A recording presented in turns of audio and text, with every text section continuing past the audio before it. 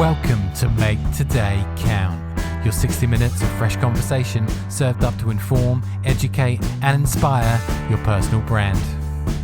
I'm your host Ross Dean, and in each episode I chat to thought leaders, influencers and experts in their game who all have one thing in common: the desire to go the extra mile, pushing against the status quo to create a richer life for both themselves and those around them. Powered by compassion and driven by the need to leave the world that little bit better than when they arrived.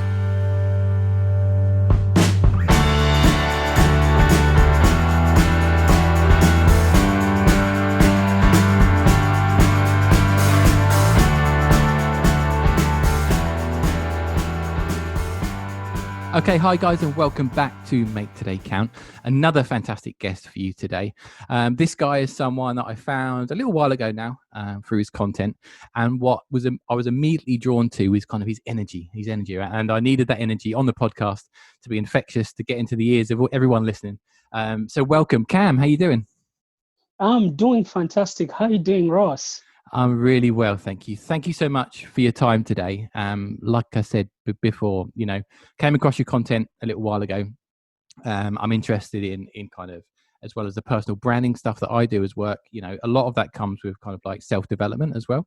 Yes. And a lot of my clients are sort of into that kind of stuff as well. And what I got was this kind of burst of energy that came on my screen when I think it was on Instagram. Where does that energy come from for you? To be honest, I think naturally, like that, sometimes even people say like, oh, Cam, you got so much high energy, but to be honest, it's just natural. I've always been like that. Yeah, I've always been, very out there, enthusiastic. It's just natural, I would say. Yeah. Anyone else in your family have that same energy, or are you kind of carry it? Oh yeah, basically, actually, it must have. Actually, I should have answered. That's right. It must have come from my dad. My dad was very, very enthusiastic and friendly and into people. So I definitely got it from my dad. Perfect. And actually, we'll get into speaking about a little bit your dad, because I know he was the inspiration around the book that you wrote that's available on Amazon, and we can talk about that a little later. But for everyone that kind of hasn't come across the content that you put out before, Cam, can you give us a little bit of background about your backstory and kind of how you got to where you are today?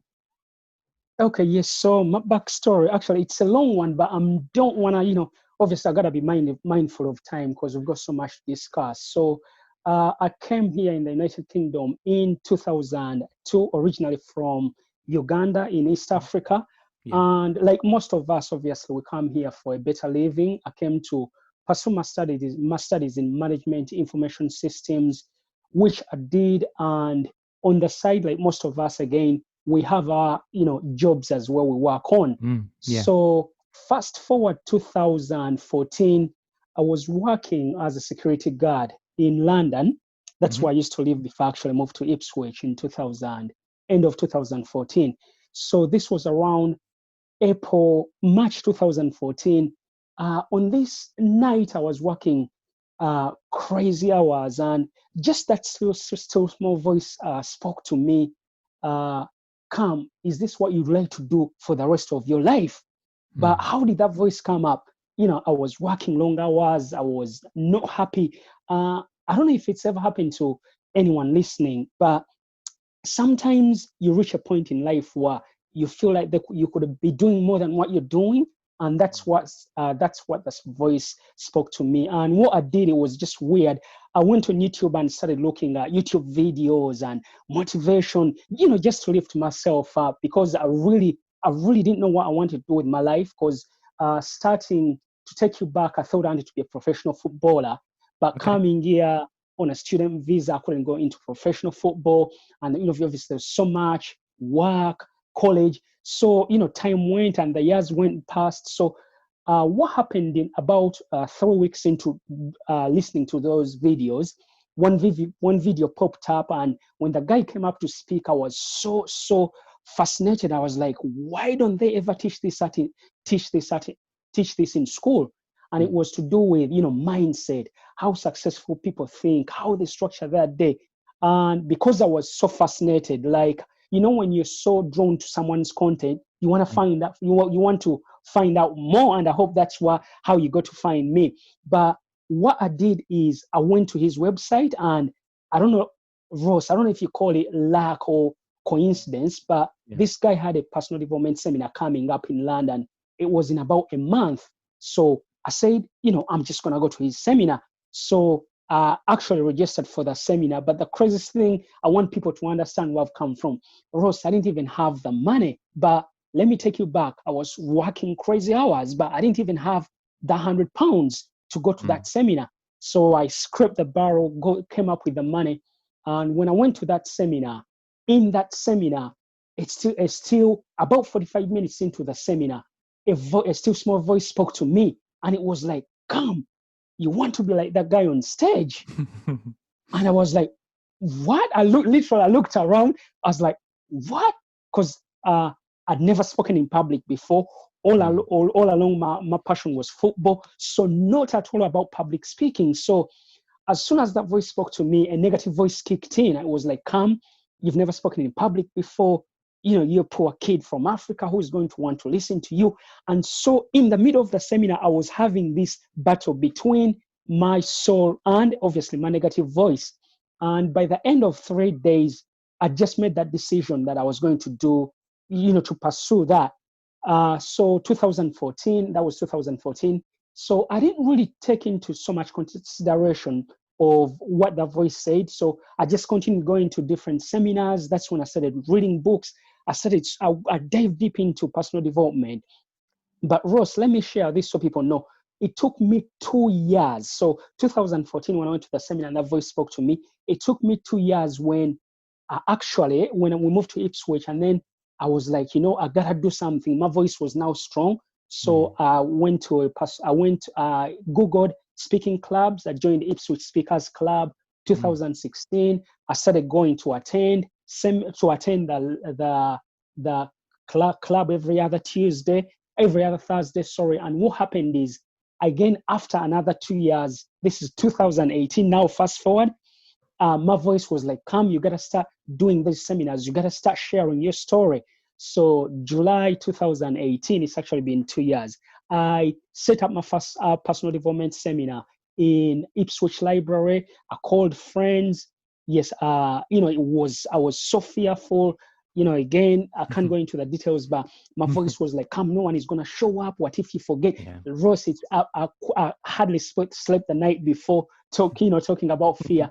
And then on that day, to be honest, I managed to get 21 people that showed up. But that was the first seminar. And by the end of the year, I literally had done 4 seminars, and people came. And from then, opportunities came. I got called to speak at BBC Radio Suffolk. I shared 4 lessons I learned from my dad, which we shall touch on. It was Ross. It was that probably we shall share this in how the book came about. But that came about, and since then I started doing seminars. Offered a radio show as well at IO Radio, which I do now, obviously because of quarantine. That's a bit on the hold, but so many opportunities have been coming since then. So now my dream is to inspire and motivate people to, discover their life purpose, go after their goals and dreams by facing their fears. And I hope that in a nutshell, I mean, it's a long story, but I hope that kind of gives you a background of, where I came from and where I am today.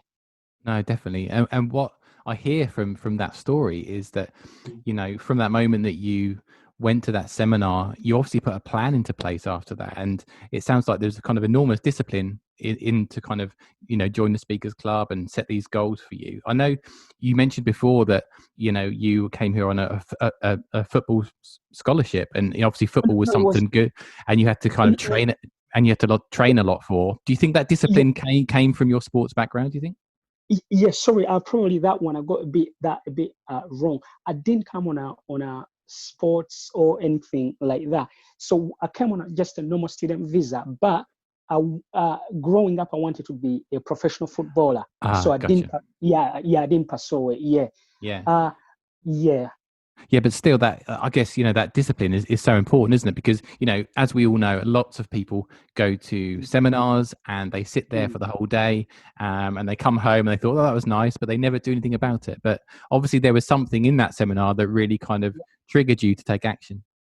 Oh no, 100%. And I think because it was also 3 days, we learned so much. You can imagine that energy and the environment of 3 days. Yes, 100%. For me, I even tell people, it's, I would say it's the, I don't know how to describe it, but the most, 100 pounds investment I've ever made in myself is going to that seminar. For me, that's when my journey of finding out who I am, what makes me tick, what would I like to do for the rest of my life. 100%, it opened up so many. I mean, you like to say that self-discipline will learn, taking baby steps. I learned just so much in that one seminar, and I always look back. It just kickstarted everything for me, 100%. Yeah, and you mentioned as well that once you moved to Ipswich and you set up that first seminar, which was huge, in your journey of where you'd come from, and you said there quite openly that the night before you didn't sleep and you kind of felt anxious about what was going to happen the next day. In that moment, because I think a lot of people listening to this will kind of find this helpful. How did you kind of push through that? Because a lot of people listening to this will have things. Maybe they need to do a presentation at work, or maybe they need to have an important meeting with someone, and they feel the same things. What did you do in that circumstance to allow you to then get up and really knock it out of the park when it came to the next day?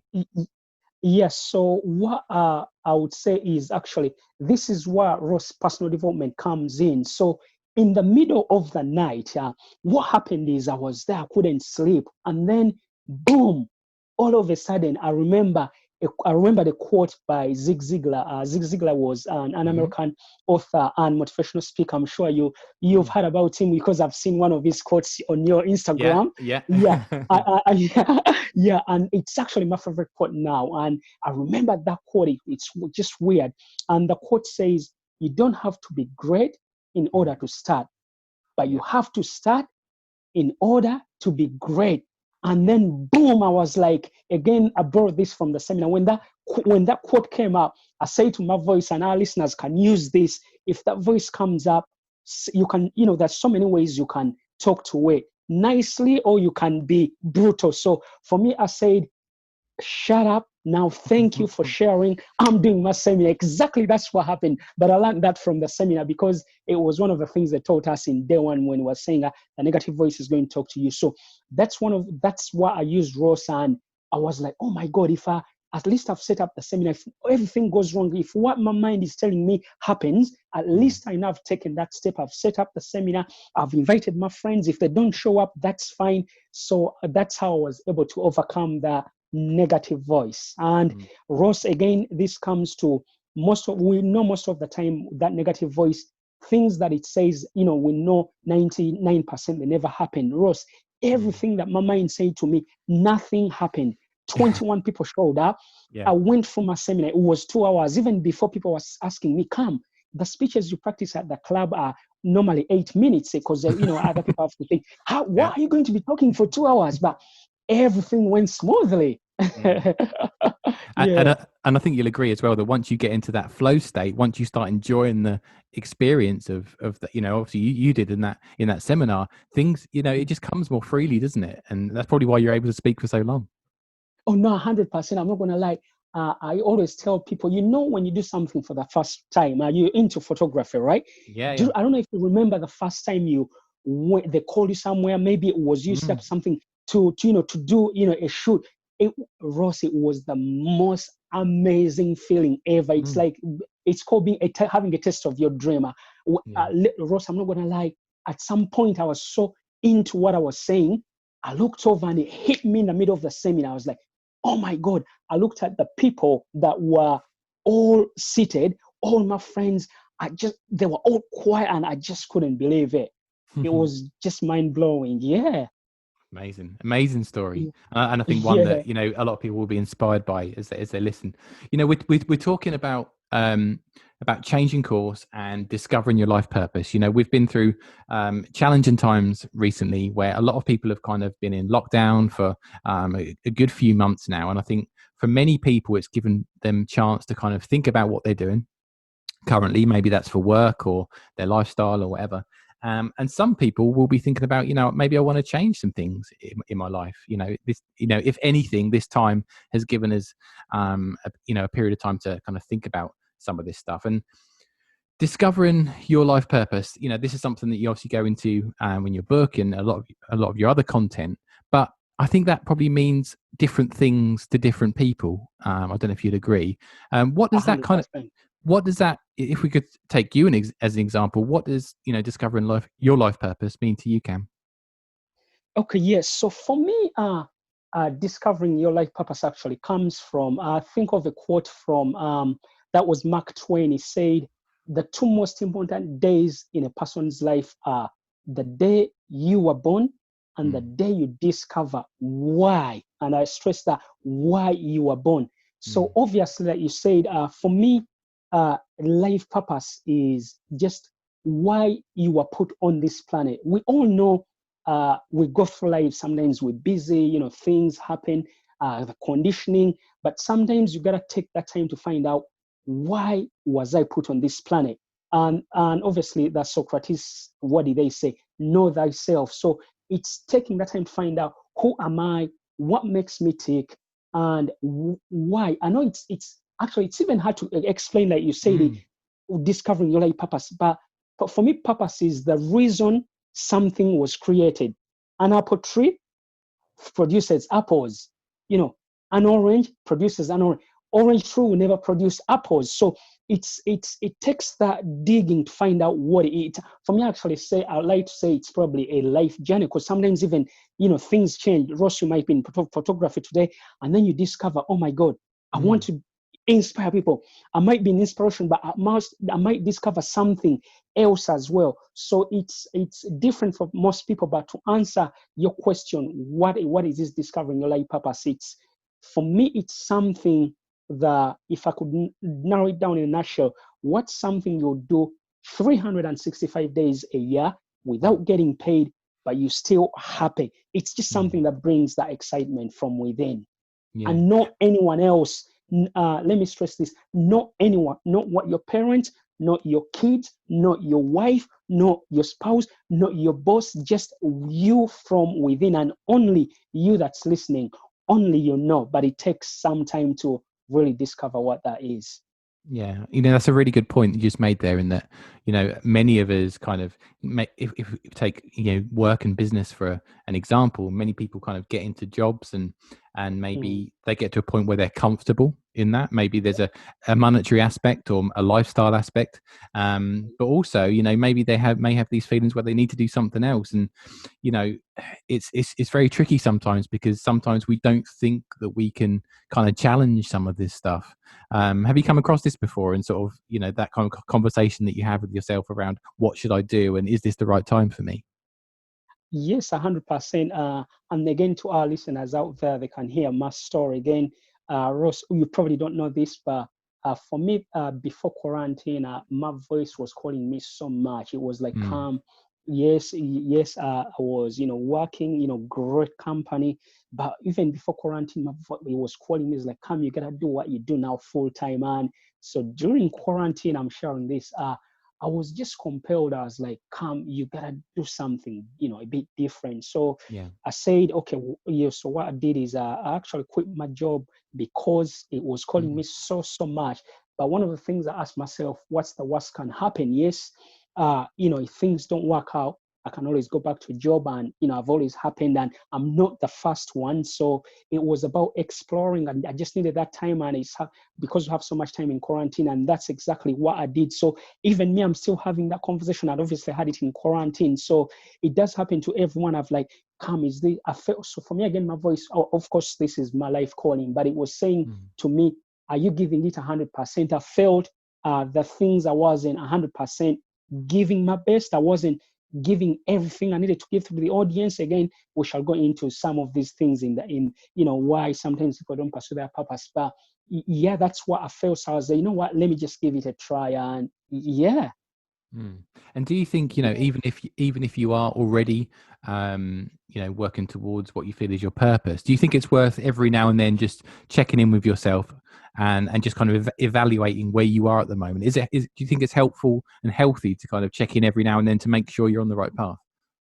Oh yes, 110%. I think it is, because I think it gives you the awareness to actually find out, is this really something I would really love to do? Because sometimes, yeah, I'm sure you've had stories of people who say, "Oh, I thought I found my life purpose, but it led me to something different. So I think it's always good to check in and see where you are, and to really find out if it's exactly something that still makes you tick 100%. Yeah. It's really interesting from the conversations I have on the podcast. And, I say this pretty much every episode, but everyone that I speak to, there's usually a trigger point, where they either said, that's enough, I want to do this, or something happened to them in their lives and that kind of sent them on a different direction. If people are kind of listening to our conversation today, Cam, and they say, well, I think I'm quite happy in what I'm doing. We know that there can be other kind of triggers or telltale signs that we could be stuck, but we might not even notice it so much. An example might be maybe if you're feeling some anxiety around some aspects of what you're doing at the moment. That could be, could be something else, but it could be considered as a trigger for maybe you need to kind of reevaluate. What kind of other things have you seen from your experience that people kind of, I guess, other kind of telltale signs that they might need to kind of look at what they need to be doing? Okay, yeah. So for me, again, Ross, it comes from inside. I think I don't know who it was, but someone said, Ross, when you look yourself in the mirror, at the end of the day, for example, you pretty much know if you're happy with what you're doing or you're stuck. So that's one of the things. If you're honest, if you take a complete honest and say, am I 110% enjoying what I'm doing? Am I 100% enjoying this job that I'm comfortable in? So that's the first question. But only anyone listening, only you can answer that question when you really take a honest look. The other one is, when you feel like you're doing the same thing and it just doesn't feel right. It doesn't give you any energy. It's that feeling where when you feel like there's something missing. You just feel like there's something that's not aligning.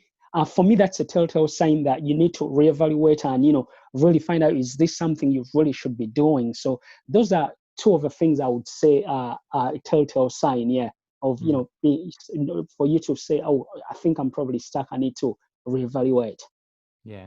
And, as humans, we often know a lot of this stuff. We know we should be doing some of this, whether it's if it's keeping fit or eating the right foods or spending time with the right people. A lot of the time we kind of know, I guess consciously, that we need to do some of this stuff, but we just don't do it sometimes, do we? We don't. And as creatures, we move towards comfort and we move away from pain. So anything that might be everything that might be a little uncomfortable, we kind of still. Why do you think we do that? I mean, obviously it's inbuilt in our DNA as humans to do that, but what are your thoughts around that?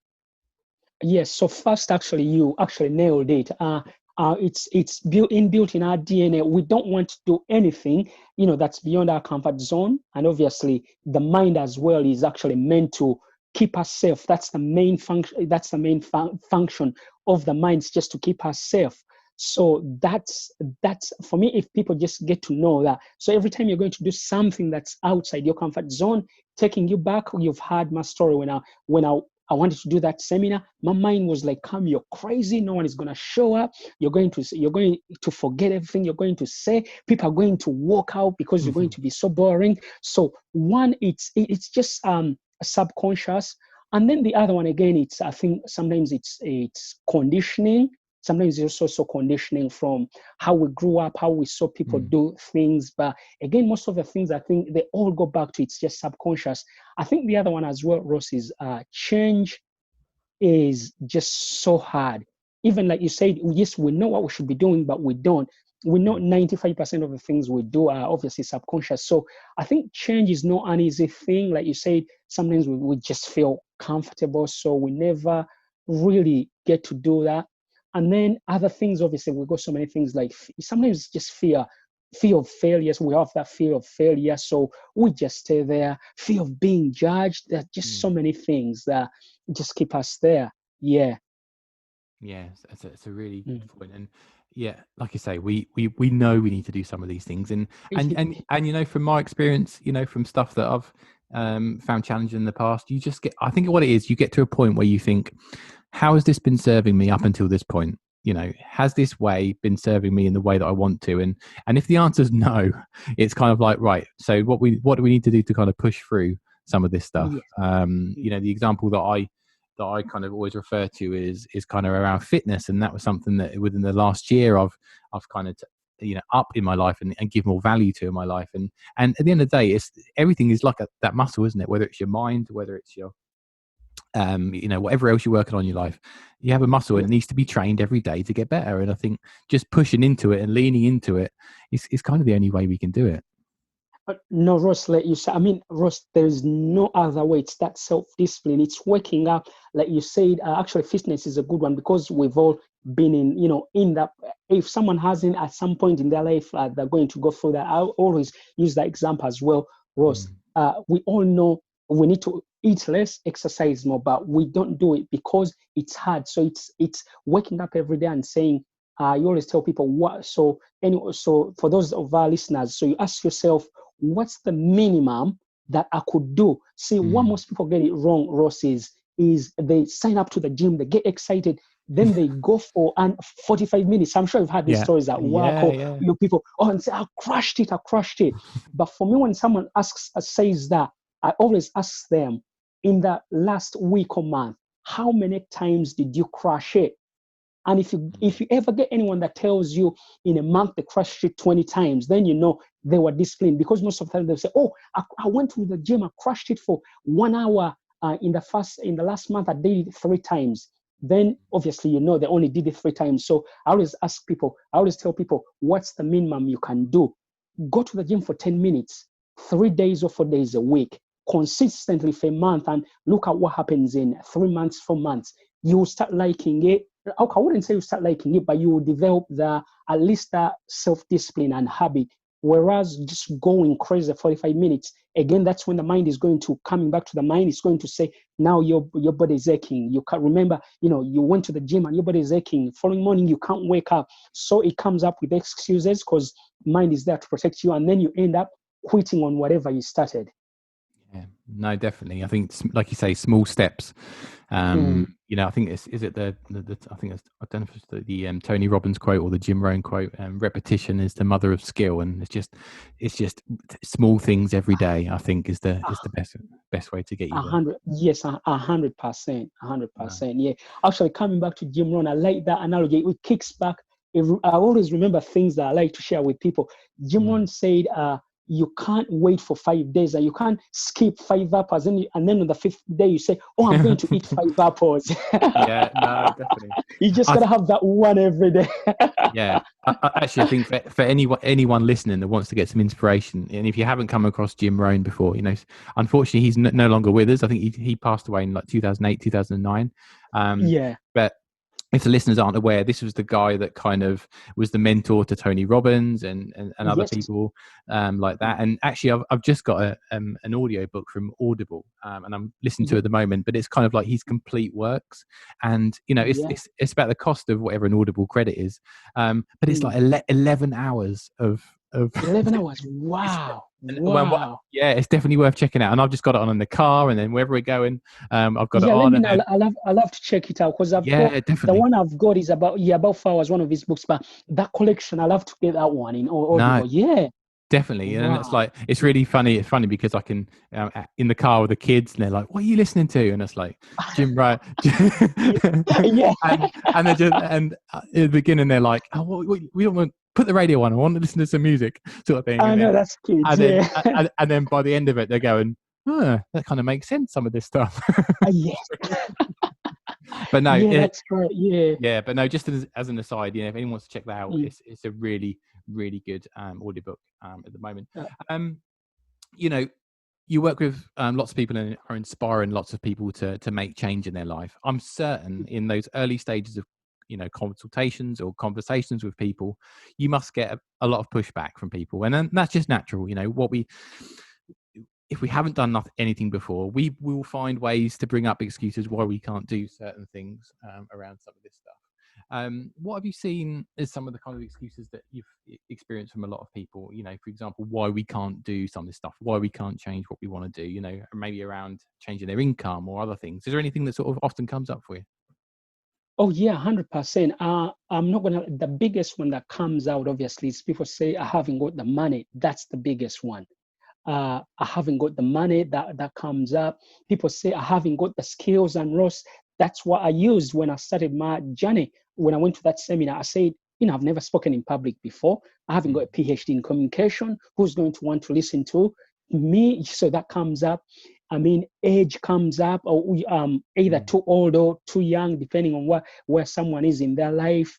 Um, and then obviously another big one is fear of failure. What if I do this and fail? So those are the ones that really, really come up so much. Yeah. And also judgment as well. People fear to be judged. Ross, let me quickly share this story again for our Mm. listeners.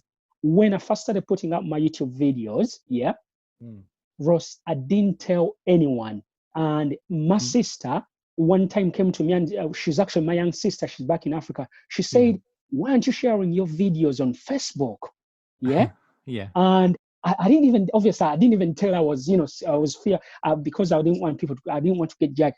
I just Mm. say to her, "Oh, I've never thought about it. I'm going to start sharing." And then actually after that conversation the following week, because by then I was putting up a video a week, I started sharing my videos. But yeah, that's Mm. another really big one, because as people are going to say, who is come to talk to us to share, stories and motivation. So Mm. yeah.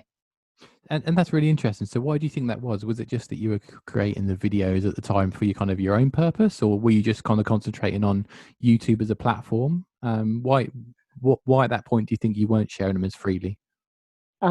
Yes, so I think, I was worried. Obviously, I wanted people to watch the videos, but again, Mm. it's that commotion. So I was worried what people were going to think of me. Yeah. Again, Yeah. probably that comes from, it could be probably low self-esteem, because I think people are not afraid to put themselves out there. I've noticed roast, like they put everything. Normally, the confident people, have you ever watched someone post something and you're like, oh, I'll never post that? Yeah. Yeah. Yeah. So yeah. So I think it's that low self-esteem, but again, it grows slowly by slowly. So for me, that's one of them, was low self-esteem. I wasn't so confident in myself that what I was putting out there. I think another one, Ross, is imposter syndrome. Again, people Yeah. saying, "Oh, people will think, okay, who are you to X, Y, Mm. to talk about X, Y, and Z?" So yeah, Mm. that's what comes up 100%. Yeah, and I think a good thing to Yeah. remember, I think there's a lot of people listening to that will be able to that will resonate with them, in that maybe they wanted to do different things or promote themselves more in their business. And when we've talked about this before on the podcast about what other people think, and generally, if you're worried about what other people think, usually you can probably kind of think of some people in your life that you're worried about what they think. But I think when you take a step back from it, if they're going to say something, are they the sort of people you want to take advice from anyway? I think a lot of the people that we have in our lives that we know are really good friends, really positive people to be hanging with. They will encourage you because they want to see you to do well. That's my just my take on it. No, 100% as well. I think posted a quote a couple of days ago. If it wasn't yesterday or Mm. the day before, actually, yeah. When I said, Ross, when you really think about it, sometimes we worry so much what others think of us. Obviously, some people think of us, but sometimes when you sit back, Ross, say that sometimes people are just so busy doing, what they're doing, and they're Mm. also worried what you're thinking about them. So it's that perspective. Sometimes you have to look back, because now I look back and I'm like, why was I so worried about putting out those videos? And that's true as well, what you said. It's now I've reached that point, Ross. People will watch my videos and resonate with me. Those who don't know, those who are judging me, then like Ross, that's not my audience. Those are not the Yeah, people yeah. I want to interact with. And those who really want to see you succeed, Ross, they will interact you. They will help you in your journey. 100%, I agree with you. Yeah, and I think also at the beginning of whatever journey you're on, you kind of want to please everybody, and Oh yeah, and after a while, you soon realize that you can't please everybody, and yeah. actually that's okay not to please everyone. No, 100%. And that's why for me, now that you said it, I look back, and that's one of the things I was like, I was like, oh, I want my friends to like my videos. I wish I knew what I know now. I would have just been putting out my videos out there and saying, oh, if you like my video, I just uploaded this video on YouTube. If you like, go watch it. And now 100%. Yeah. And I'm sure when you're kind of speaking to people that you kind of want to work with in those early stages, and they've kind of thrown back some reasons why they can't do it, and it can be hard as people sometimes to kind of project and to see what life could be like if we did this thing that we really wanted to do. In your experience, what do you think we could be missing out on in our lives when we don't kind of go with our hearts with some of this stuff? Oh, God, Ross, I speak from experience. Uh, and again, this is something I like listeners to take away is before I go into it, always remember the mind can measure what it's going to lose, but it will never measure what it's going to gain. So what I always tell my clients, I tell them to visualize if, okay, take away the failure and everything. If you were to do this thing that you want to do, this, heartfelt desire that you've got, what do you see if okay, let's for if if you were to succeed, what do you think, how would you feel, what would it mean to you, what kind of life would you live? So I think what people are missing out, Ross, is living your best life ever. Because Ross, that night when I couldn't sleep, I mean, they were just my friends anyway. I could have just canceled my seminar and said, you know what, guys, I'm going to do this. I'll let you know I'm canceling this. Ross, we wouldn't be having this conversation. True. I wouldn't have all these opportunities. I would not have that book out because I didn't plan to write that book. I wouldn't have written that book. I wouldn't been on BBC Radio Suffolk. All these opportunities have been coming up. The clients, that would have happened. So again, this is just an example because I shared my story where I came from. So there's always so much. We all know. Yeah, I'm sure our listeners have heard that saying.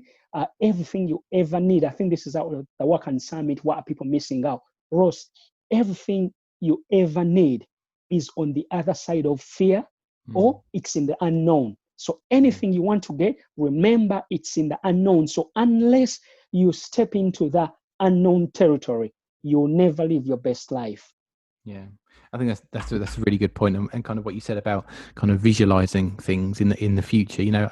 I think when you first come across that, that idea, you could kind of think, well, that's just silly. It's just kind of like daydreaming, but it's proven in kind of medical terms that if you kind of project that picture every day, and you kind of imagine yourself doing what you want to do, the brain will look and find reasons to back that up. So if you're thinking about doing a certain job, and every day that you get up, you just spend some time, whether it's through meditation or some other means, and you're visualize and you're doing that, if you do that every day, soon your brain is going to look around and say, what else can I find in Ross's life or Cam's life to bring that into fruition? So your brain helps you in the way, but you just got to give it that first sort of push. Yeah, and God, how Ross, how crazy is that? Like you say, I mean, the science they do. You've had this study again for our listeners. Have you heard of the study where the people were told to visualize shooting into basketball? Yeah, just Okay. visualizing, and then the other group was actually asked to practice. And when they measured their brains, Ross, when I heard this, is mind blowing. The same circuits had changed for those that were visualizing, they had changed just as much those that were actually shooting the ball into the net. But they were not doing it physically. They were just visualizing in their heads, and their circuits in the brains, yeah, they actually, neuroplastics, they actually had changed, like those who are actually doing the practice. So all you have to do is to visualize what it is you would achieve if you were to take X, Y, and Z. Visualize how you would feel if you were to accomplish that. And like you say, then that's when the mind will start looking for those ways to help you bring whatever it is that you need to bring into fruition 100%. Yeah, it's really, really amazing when you think about it. Very powerful, yeah. Yeah, no, definitely. A lot of people may have not have worked with a coach before, and I know that's something you're really passionate about in helping people in that way. From your point of view, what actually do you see your role being when you're working with someone? Is it to kind of just guide them through, give ideas, or how do you kind of see it? Actually, so for me, the way I see it is two ways when I approach someone. So two ways. See it as helping them discovering, their full potential. Because we all know, Ross, anyone that comes to you for any service, it's because they're stuck and they want to go to the next level. So it always, what I've realized, Ross, is always comes back to limiting beliefs. When someone comes to you, obviously they've got an idea. So, okay, if they haven't discovered what they would like to do, that's a different story. But let's say someone, Ross, already they know what they would like to do, but they're not doing it. So straight away, limiting beliefs. We need to dive into the limiting beliefs. Why aren't they doing what they're supposed to be doing? So first, it comes down to limiting beliefs. So I see it as me helping them uncover those limiting beliefs. And then the other one is me as a coach is to help them see what they can't see. I don't know if you had people say, sometimes people will see things in you that you can't see yourself. Yeah, of course. Again, yes. So that's why I help them, that's how I see myself as a coach. And the other one is accountability, 100%. We know when you go with your friend to the gym, you're more tempted to turn up than if you're going by yourself. So accountability, for me, getting a coach is just the coach will hold you accountable to do things that you wouldn't otherwise do. The coach will push you to do, an extra mile or an extra 5 press-ups when you thought you'd come to your end. So the coach helps you, take things a little bit further than what you thought you were capable of. Definitely. And I think, for people that have come to the point in their lives where they kind of want to maybe start working with a coach, it can be a bit of a minefield because there's just so many people and so many options. What would your advice be when someone's looking for a coach? And what do they need to sort of look out for, do you think? Okay, yes. So for me, when someone is looking for a coach, one thing is to see, especially now it's actually easy because there's social media out there. Look at what they're actually doing. Look at actually what they're doing, because then you gotta be authentic. And the other thing I think you gotta look at results. What have they actually produced? Because it's one thing talking about something and another thing actually doing it. Look at what they've produced, and maybe clients they've worked with. Kind of a testimonial. And really are they practicing what they're preaching? I think for me that's the most important one. Are they preaching what they're practicing?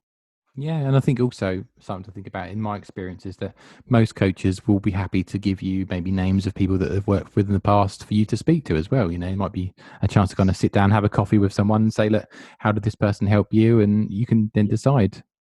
Absolutely, No, 100%. no, Yeah. definitely. And when you're working with clients, Cam, what's kind of the process that you kind of work them through? Is there kind of a set procedure? Like, does it start from a consultation, then through sessions and catch ups and that? How does it kind of work for you? Yeah, actually, yeah, pretty much you summed it up, actually. Yeah. So what happens is before we even go any further, we have a free consultation, which is 1 hour.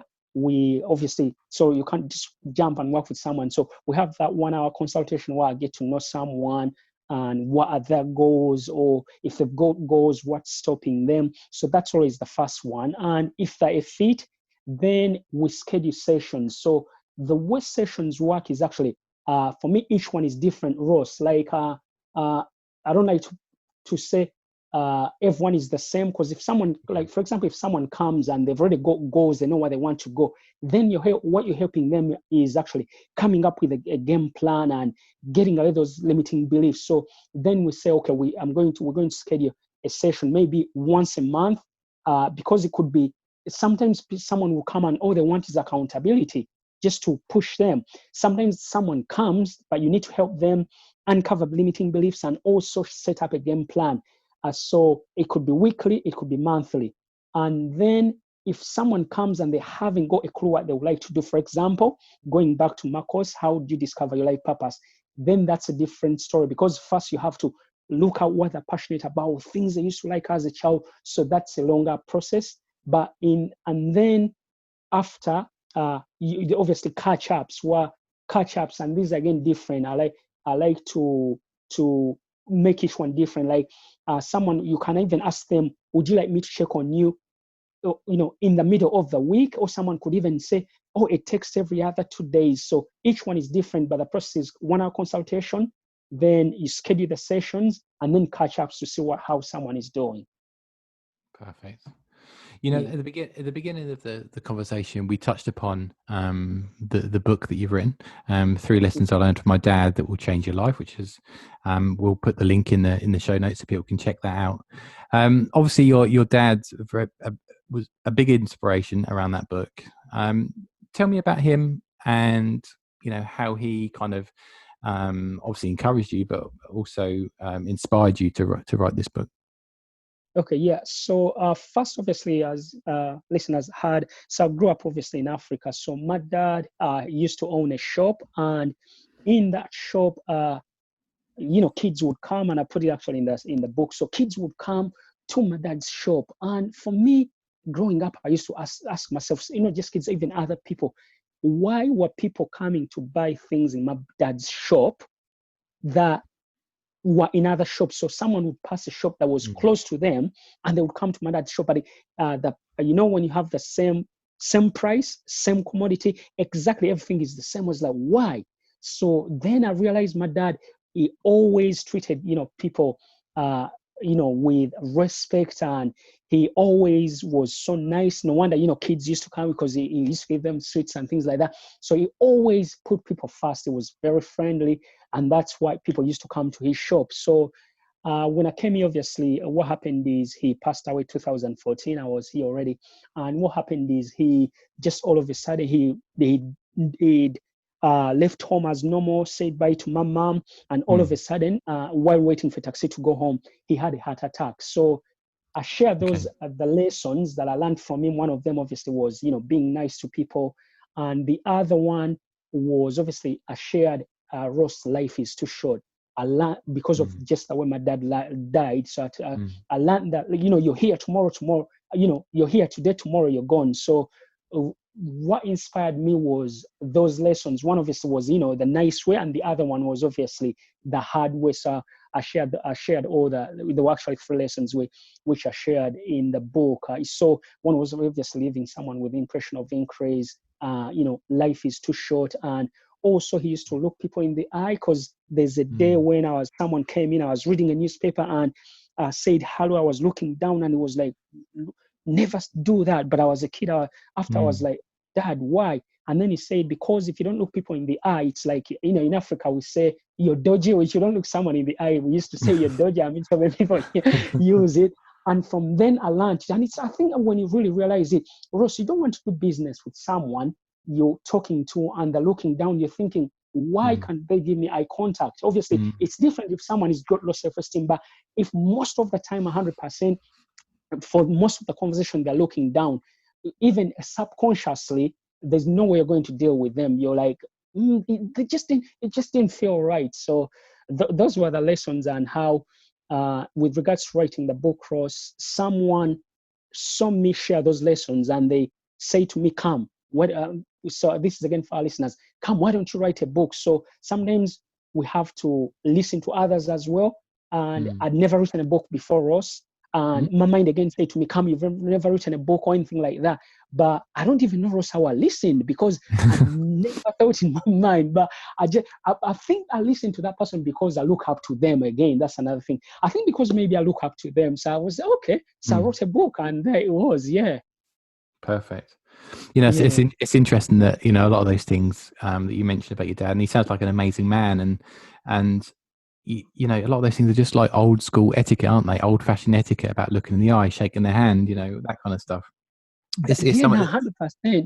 it's some of the stuff that kind of gets lost today, doesn't it? With with kids and that kind of stuff. And I think they're really important, things to remember when you're sort of teaching kids, isn't it? I think it's really important. Yeah, 100%. And you've got kids, obviously, especially in this generation, Ross. It's just so true. And Ross, me and you, I mean, anyone listening, we know it's very, very hard to connect nowadays because of social media. See, back in the days, there was no social media, people wanting their cell phones. Now, Ross, I mean, you've seen people talking, but everyone is on their phone. Even people in restaurants, Ross, you go out for a nice, meal, but everyone is on their phone. It's even harder than before. It's just so hard to connect now. We obviously when you meet with person to person, obviously it's easy because of social media connecting with people, but when it's person to person, it's so hard nowadays. Definitely. And Yeah, you can pick up Cam's book. Like I say, we'll put the link in the comments and check that out. You know, the podcast is called Make Today Count, and the reason for that being is that what I wanted to achieve was that through these conversations that I would have each episode, people would get insight into maybe a new topic or something they hadn't thought of before, and I wanted them to be actively doing something afterwards so that they could take away one kind of tip from each episode that they could do tomorrow. We've spoken about small steps, and that's super important. So mm, I know we've spoken about a lot today, Cam, but if someone was yeah, thinking about, maybe I do want to kind of change what I'm doing or something like that in my yeah, life or business, what would you think would be that kind of first step that someone could do tomorrow that could then yeah. move into something a little bit later? Okay, yeah. Can I share two because I think they kind of Mm. interlink? No, Yeah, definitely. I'll yeah, give you two. yeah, yeah. Thanks, Ross, for that. Yeah, yes. So, thanks for that, Ross. Yeah. So, I would ask them if they were to wave a magic wand. Yeah. Yeah. What would they do right now? Uh, let's say if they had no fear at all, and if they had all the money in the world, what would they do tomorrow? And to add on to that, going back to baby steps, whatever answer whatever answer comes up from tomorrow for the next 30 days, let's give them a challenge. I want you, when you first wake up in the morning, don't pick up your phone or anything. Do that task set an alarm for a minimum of 10 minutes. Minimum of 10 minutes. And yeah, that's what I said. Minimum of 10 minutes, and do that activity first before anything else. And if you haven't got 10 minutes, then Ross, I don't know what to do to someone. We don't know what to do to them, but that's what I would share. No, that's Yeah. perfect. Really good advice, and something actionable that someone could do tomorrow. And like you say, if you've listened to this and you start to try that tomorrow, the day after listening, let us know how you get on. Get in touch with either of us and share your experiences. That'd be really great to hear. Cam, 100%. Yeah. Yeah. Cam, you've got lots going on at the moment. Obviously, the book that we've spoken about, working Yeah. one-to-one with clients, and I know that you've got a course that you're releasing at the moment. That's something that you're really passionate about. Do you want to tell us a little bit about that? Oh yes. So I actually released it last Saturday, 25th of July. The course is an online course, a self-study course called How to Discover Your Life Purpose.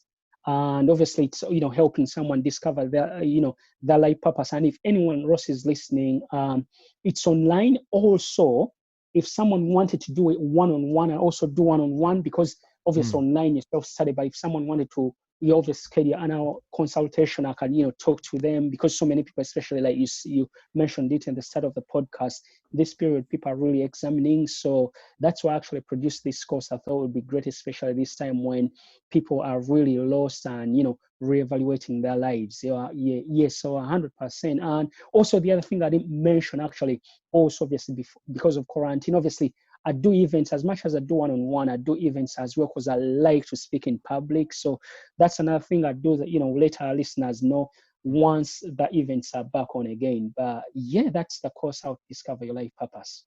Perfect. And I'm guessing the best way for people to keep up to date with speaking events in the future and courses and all the other stuff is to kind of follow your social media and what you're doing. Where's the best place to find you, Cam?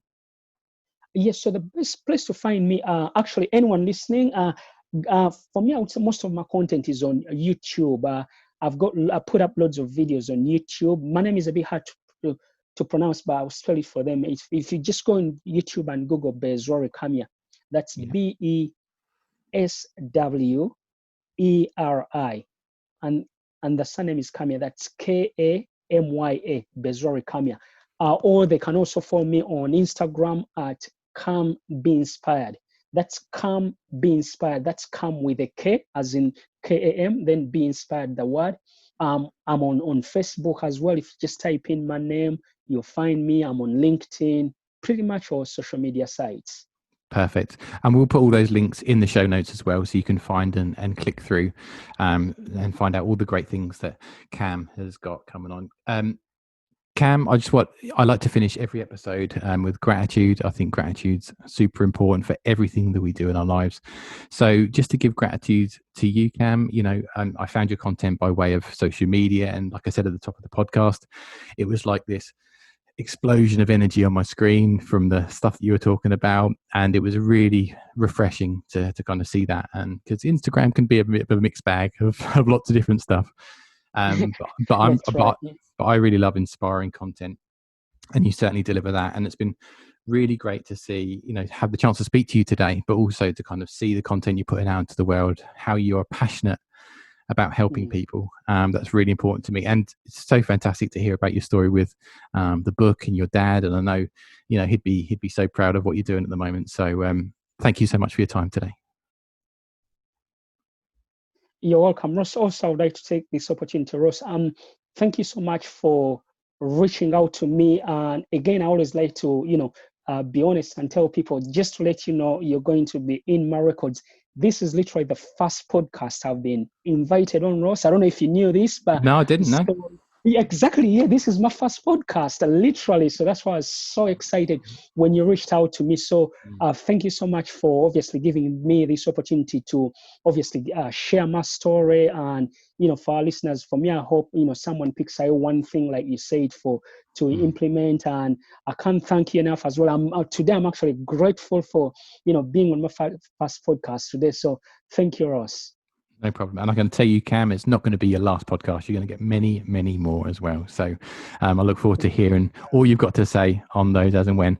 Guys, if you've loved the content on today's podcast, we'd really love to hear from you, either directly to Cam or myself. You'll find all our contact details in the show notes of the show notes page.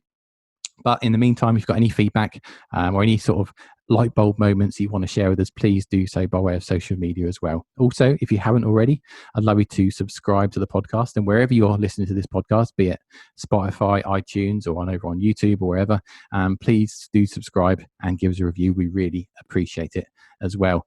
And also, if you're looking for a proactive, supportive area of the internet to really push your personal brand in all areas, I'd recommend searching for the Elevate community, which is my community over on Facebook. Have a search for that and put a request in, and we'd love to have you there. And we share lots of stuff around some of the things that we've spoken about today, also my content and lots of other stuff. So we'd love to have you there as well. But until next time, I've been Ross Dean. This has been Made Today Cam, and I'll see you soon. Take care. Bye-bye.